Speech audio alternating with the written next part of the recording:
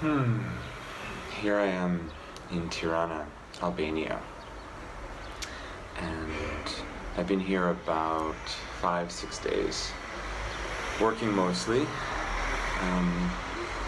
but also doing my best to explore the city, to get to know people, to take the opportunities I'm given at work, to kind of understand where I am and what the culture is here. There's so much that I can talk about, but I think I'll share my first impressions of Tirana. When I got here, I was expecting to feel sort of like I felt in Bosnia, which was, a place that had, was down on its luck, that, was doing okay, but like high unemployment and a poor economy and corruption and all kinds of stuff like that have an impact on, on people's daily lives, and that you'd see that in people. But I was so surprised when I got here, and first of all, it was sunny and in the 70s, and spring had already happened here, and so, or was in the middle of happening, so things were green, and there were flowers, and I could go outside in shorts, and it was just like wonderfully liberating compared to the places I had been. Second, the people just on the street, the first thing you'll notice is that they're like insanely fashionable, or stylish. It may not be my style, but it is a style, and it is a lot of it.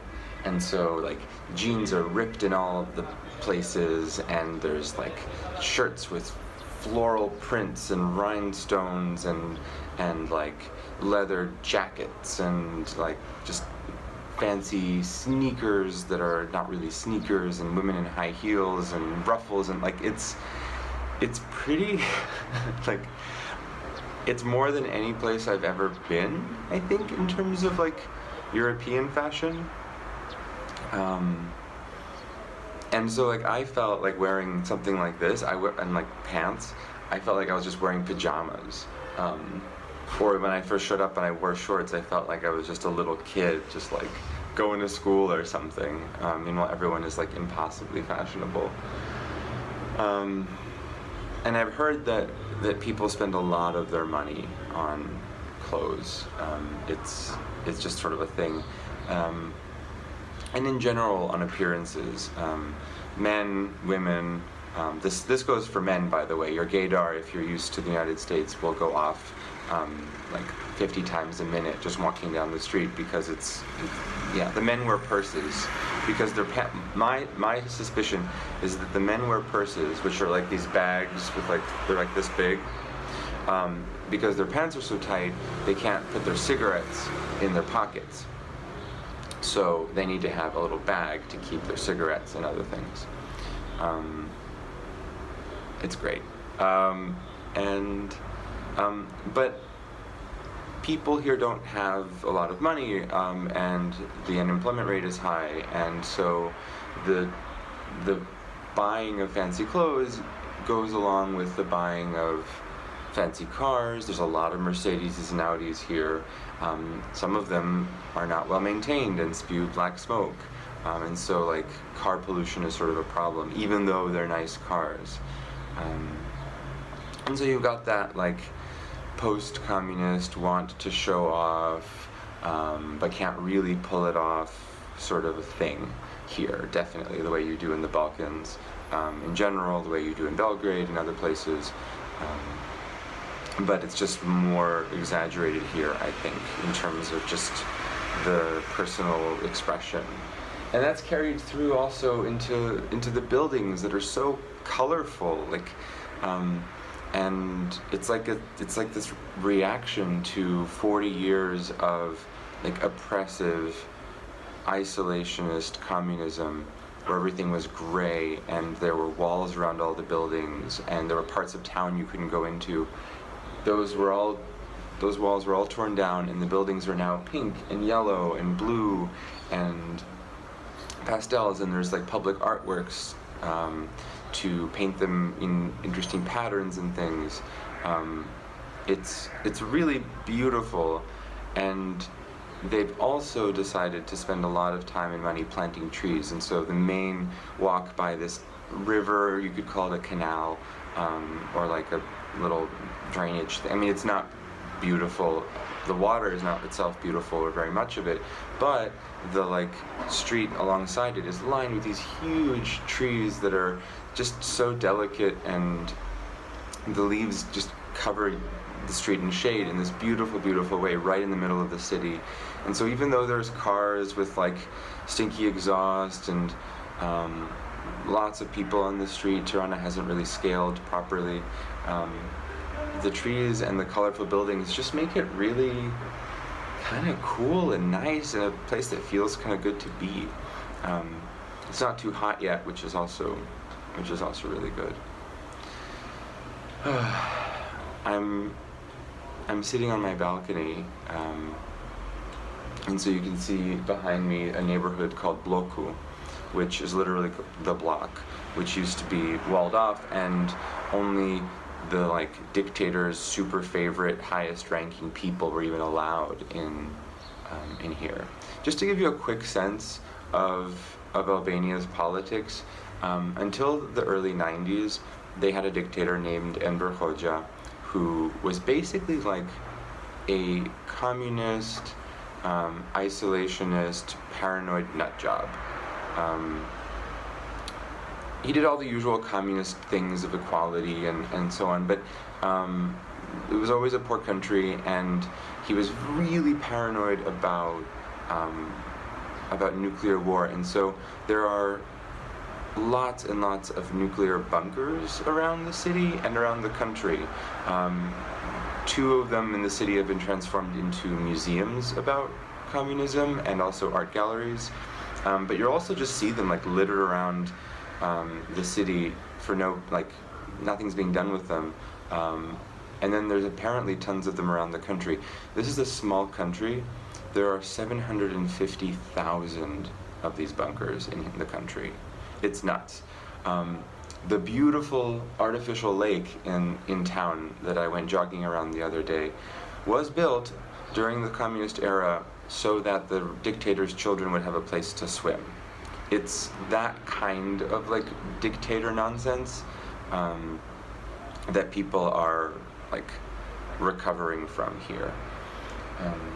And so I think this self-expression, this exuberance, is possibly a reaction to that.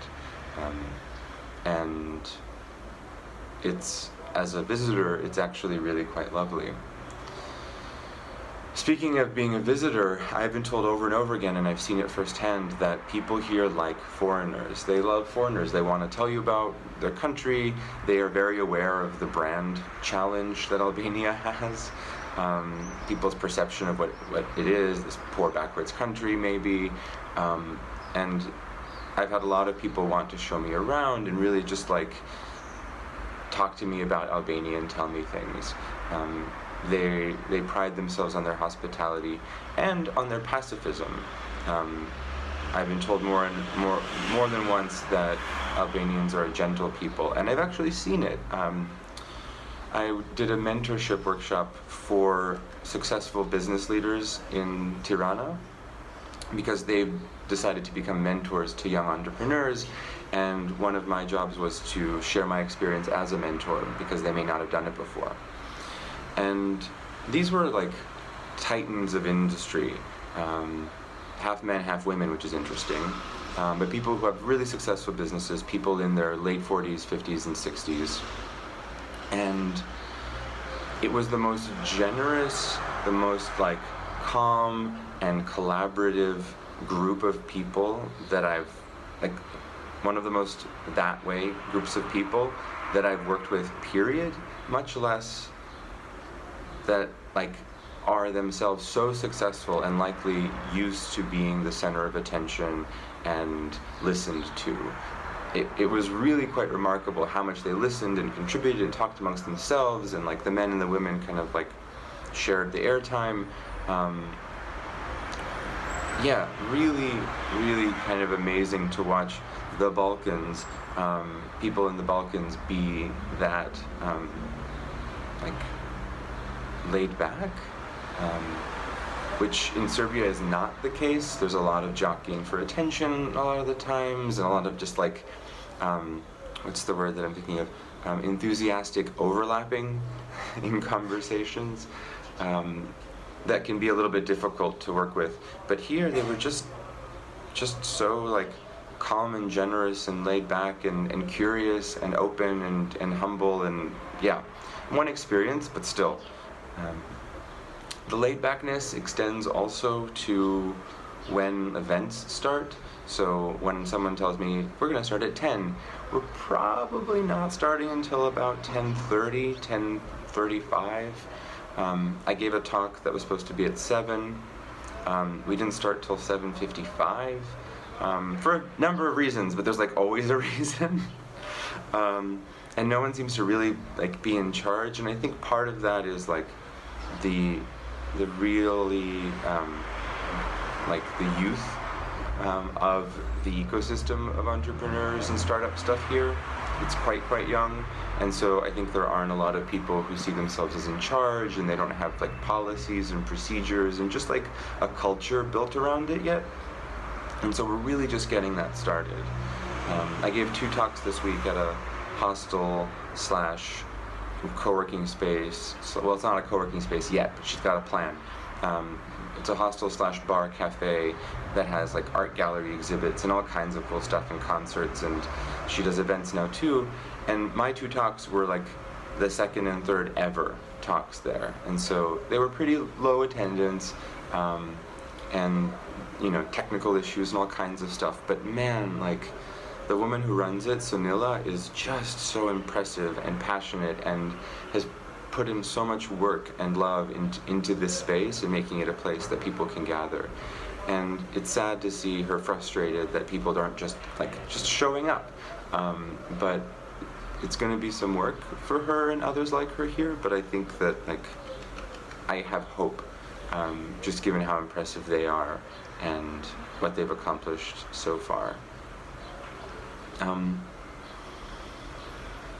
I feel good here.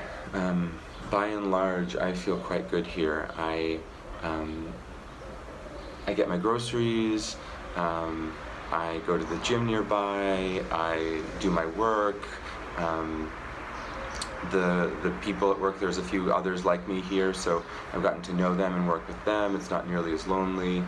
I've been quite busy this week, and life is good. There are a few frustrating things. I think the pollution is starting to I'm starting to notice it, like when I went jogging, and the crowdedness. Like most of the time it doesn't bother me when I'm like trying to weave around people or just walking on the sidewalks that are a little bit like crooked and missing tiles and things.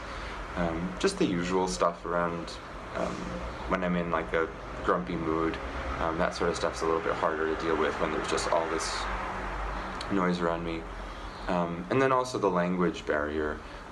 Most people speak some English, but this is the first country where I don't speak the language at all, and so I'm very, very much a foreigner here.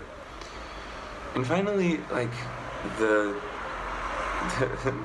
water, you can't drink the water.